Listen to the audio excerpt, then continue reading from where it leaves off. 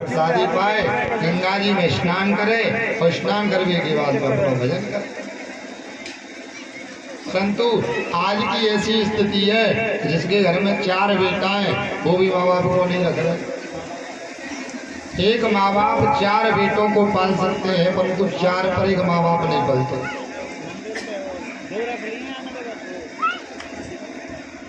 और अच्छे जिनके घर में जो कहते हैं ना हम पैसे वाले हैं, ऐसे ही व्यक्ति अपने माँ बाप को छोड़ के जाते हैं वृद्धाश्रम। इसका कारण माँ बाप भी होते हैं। क्यों? क्योंकि जब हमें उन्हें संस्कार ही नहीं देंगे तो वो तो जैसा ही करेगा। व्यक्ति के पास समय नहीं है, छोटा सा बच्चा होता है, जब उसका लालन पालन करके आप उस पर अच्छे संस्कार नहीं दोगे तो वो बड़ा होके वो आपकी मानेगा ही नहीं। पढ़ने लिखने चले जाएंगे, विदेश पहुंच जाएंगे। कई व्यक्ति तो ऐसे हैं कि पिताजी मर गए तब भी विदेश से नहीं आ रहे। तो ऐसे पढ़ने और लिखने का क्या मतलब है जो अपने माँ बाप के लिए ही नहीं है। जिन माँ बाप ने जन्म दे करके बड़ा किया हो, और जब हर माँ बाप की इच्छा होती है कि मेरा बेटा वृद्धावस्था में मेरी सेवा करे। हमारे ठाकुर जी ने नंद बाबा बूढ़े हुए, भैया यशोदा बूढ़ी हो गई तो कहीं बोले भैया कन्हैया अब हमारा मन करे बोले 4 धाम की यात्रा करें। ठाकुर जी ने कही बोले बाबा तुम कैसी बात करते हो, 4 धाम क्या करोगे, इतना वृद्ध शरीर है गो। बोले एक काम करो, मैं 4 धाम में यही बुलाया। तो ये माँ बाप की सेवा होती है। ठाकुर जी ने 4 धामों को वृंदावन में ही बुला दिया। ब्रजमंडल में 84 को उसकी जो परिक्रमा होती है उसमें सारे देवी देवताओं के आपको दर्शन हो जाएंगे। तो जब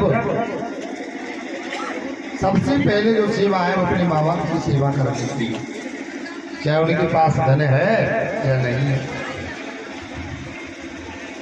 माताओं को अपने सास ससुर की सेवा करनी चाहिए, अपने पति की सेवा करनी चाहिए।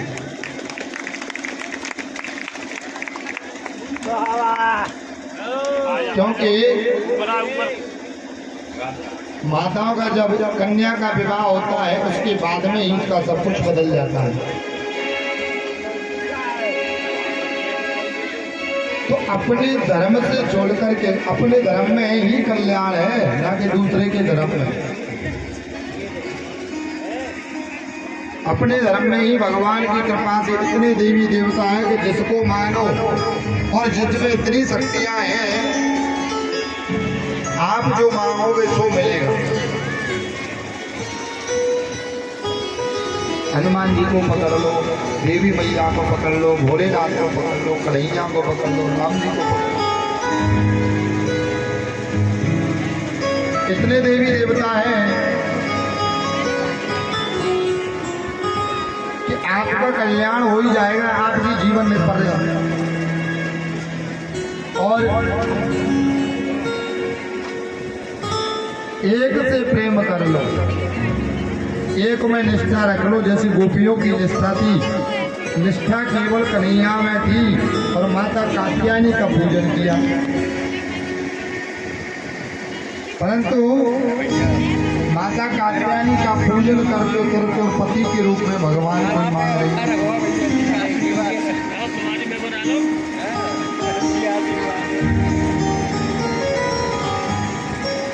और हमारी बड़ी विचित्र स्थिति आज के समय में बन गई है, अपने अपने धर्म को छोड़ते जा रहे हैं।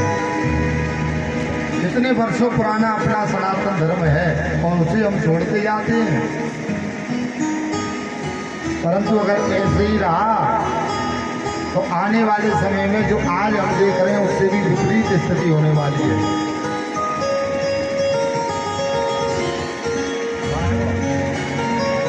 अपने धर्म के प्रति, अपने देश के प्रति हर व्यक्ति का कर्तव्य है जागरूक होना। और जब तक आप जागरूक नहीं होगे तब तक सोचो बोले ना हम 2 हैं, हमारे 2 ठीक है, हमें दुनिया से कोई मतलब नहीं है। अरे जब उन 2 लायक रहोगे तभी तो उन 2 की सेवा करोगे।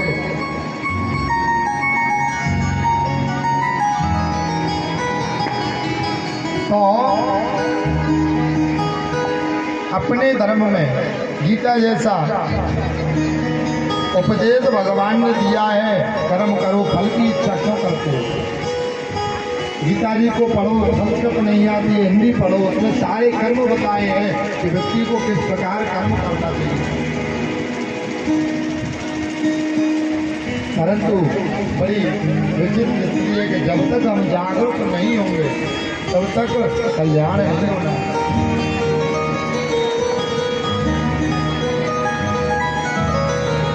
कल आप लोगों ने श्री गोवर्धन नाथ की कथा को श्रवण किया और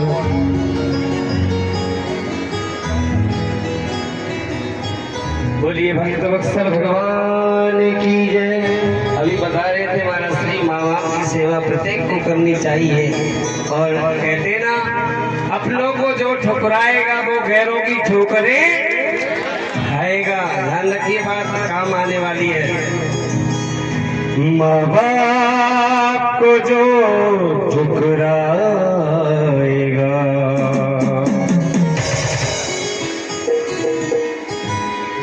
वो दर दर की ठोकरें खाएगा। अच्छा, बात अच्छी लगे तो सुनिएगा। एक लाइन आप लोगों के लिए गा रहा हूँ, आप लोगों सबके लिए गा रहा हूँ।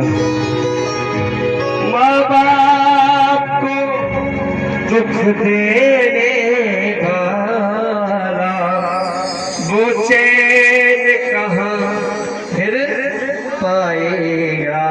आइए कहा है, माँ बाप को जो ठुकराएगा दर दर की ठोकरें खाएगा। माँ बाप को जो ठुकराएगा दर दर की ठोकरें खाएगी। माँ बाप को दुख देने वाला, माँ बाप को दुख देने वाला वो चैन कहाँ फिर पाएगा। माँ बाप को जो ठुकराएगा दर दर की ठोकरें खाएगा।